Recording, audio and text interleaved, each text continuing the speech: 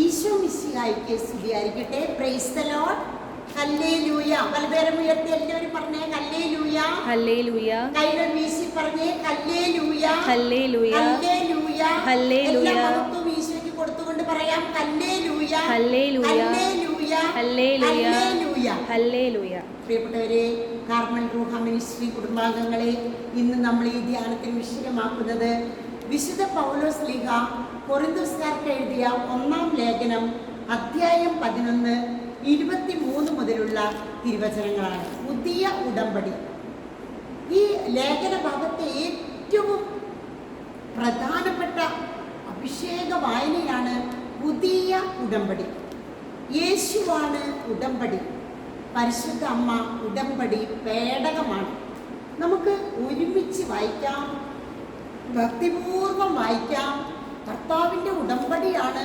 കർത്താവ് പെസഹ തിരുനാൾ ചെയ്ത ആ വലിയ കർമ്മം, പുണ്യകർമ്മമാണ് നമ്മൾ ഭക്തിയോടെ വിറയിലോടെ ഇപ്പോൾ വായിക്കാൻ പോകുന്നത്.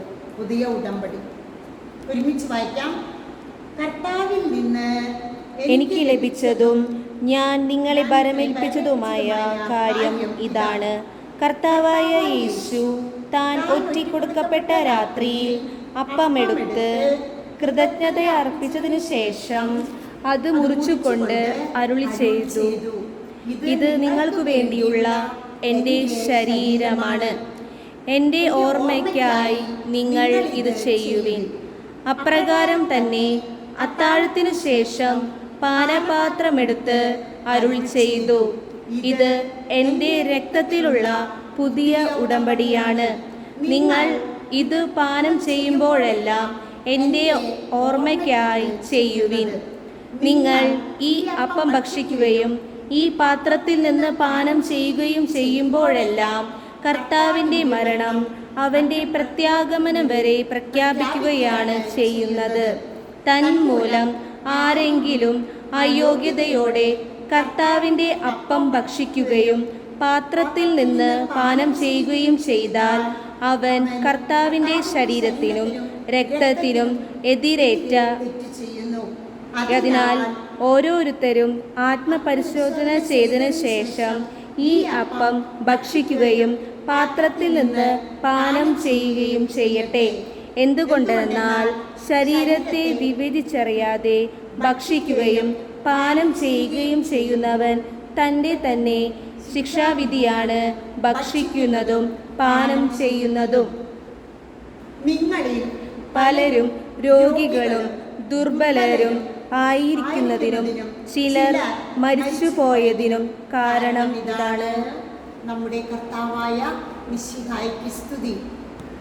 ഈ ഒരു ഭാഗം വായിക്കുമ്പോൾ യേശുവിൻ്റെ ദേവാലയത്തിൽ നമ്മൾ അനാദരവായിട്ട് പെരുമാറുന്നതും പലപ്പോഴും ഇടവക ദേവാലയങ്ങളിൽ നമ്മൾ കണ്ടിട്ടുണ്ട്. ഉള്ളിലും അല്ലെങ്കിൽ നടപ്പര പോലത്തെ സ്ഥലങ്ങളിലും ഇഷ്ടംപോലെ പരസ്പരം സംസാരിക്കാം, ഒരുപാട് വർത്തമാനം പറയുന്ന സ്ഥലമായി മാറിയിരിക്കുകയാണ്. അതുപോലെ ആചാരം ചെയ്യാതെ ഇരുവശങ്ങളിലേക്ക് പ്രവേശിക്കുന്നത്, ഇങ്ങനെ അനാദരവ് കാണിക്കുന്നു. അതുപോലെ ഓടി വന്ന് ഭക്ഷിക്കുന്നു. കുർബാന മുഴുവൻ കാണാതെ കുർബാനയുടെ അവസാന ഭാഗത്ത് വന്നിട്ട് ദിവ്യകാരുണ്യം സ്വീകരിച്ച് പോകുന്നു. വേണ്ടത്ര ഒരുക്കത്തോടും കുമ്പസാരിക്കാതെയും അതുപോലെ ഒരുക്കമില്ലായും വന്ന് ഭക്ഷിക്കുന്നു, പാനം ചെയ്യുന്നു. അപ്പോഴെല്ലാം ദുർബലരും രോഗികളും ചിലർ മരിച്ചു പോകുന്നതിനും കാരണം ഇതാണ്. ദിവ്യകാരുണ്യം സ്വീകരിക്കുകയും പരിശുദ്ധ കുർബാനയ്ക്ക് എന്നും പോവുകയും ചെയ്യുന്നവരെ ഒരു പ്രത്യേകതയുണ്ട് അവർക്ക്. ആ പ്രത്യേകത നമുക്ക് കാണാനായിട്ട് അവരടുത്ത് വരുമ്പോൾ നമുക്ക് സാധിക്കും. പ്രത്യേകം നമുക്ക് തിരിച്ചറിയാൻ സാധിക്കും.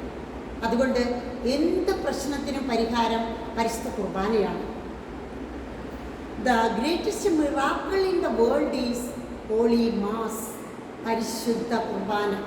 അതിനുവേണ്ടി നമുക്ക് നന്നായി ഒരുങ്ങുകയും ദിവസവും പോകാനായിട്ട് നമുക്ക് പരിശ്രമിക്കുകയും ചെയ്യാം.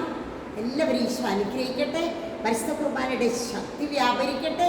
അതിനുള്ള ദാഹം ഉണ്ടാകട്ടെ. എല്ലാവരെയും ആത്മീയ ശക്തി കൊണ്ട് നിറയ്ക്കട്ടെ. ആമേൻ.